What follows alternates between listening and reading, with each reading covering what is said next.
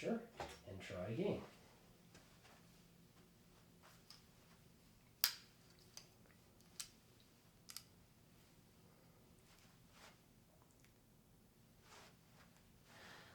Have you ever noticed when somebody yawns, you feel more like yawning?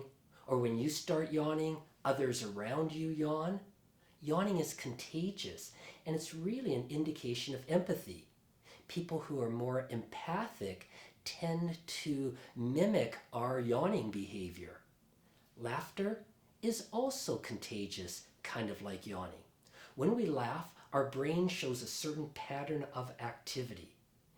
When we hear others laugh, our brain shows a very similar pattern of activity, as if we ourselves are laughing just by hearing others. The brain gets fooled into thinking it's laughing when it hears others are laughing.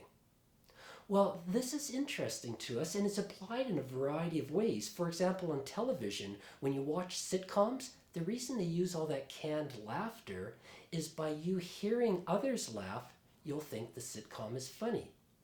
When we go to movies or stand-up comedy routines, when we're with other people, we find the jokes funnier if others are laughing.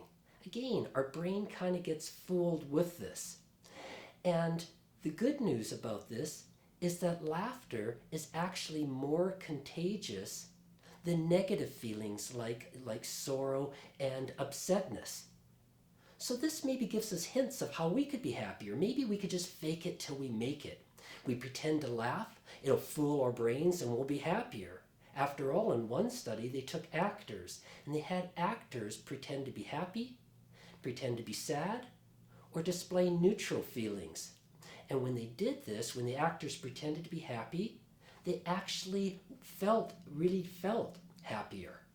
So they tried this in the real world. They got bus drivers to drive up to the bus stop and greet their passengers with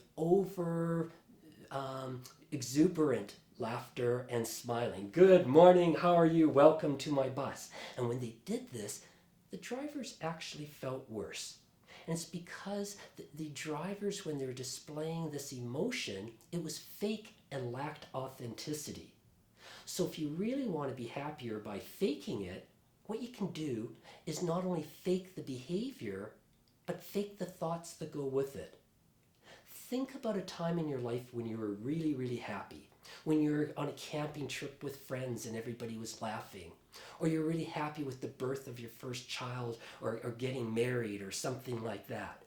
Keep that memory in great detail, and when you're thinking of it, engage in the behavior of fake laughing. When one does this, they feel better, and it changes the chemistry of our blood when we do this. And that's the basis of laughter therapy. Laughter therapy is a series of exercises that people do to fake laughter. So one exercise, as an example, is you sit around in a circle and you use the Hawaiian word for hello and goodbye, which is aloha. So you sit in a circle and facing each other, you'll go aloha ha ha ha and fake that laugh. Does it work? Well, in one study with a group of patients with chronic pain, when they engaged in laughter therapy above and beyond their normal therapy, the laughter therapy helped them. The laughter therapy created a scenario where they felt less pain, less depression, and less anxiety, and they had improvements in the mobility.